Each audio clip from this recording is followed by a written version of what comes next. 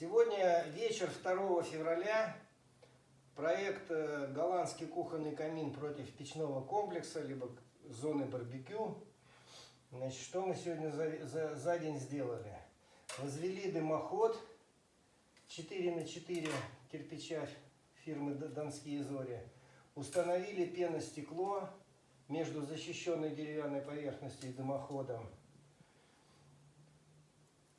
Ну и занесли кирпичи, которые необходимы для выкладки следующих после выходных рядов.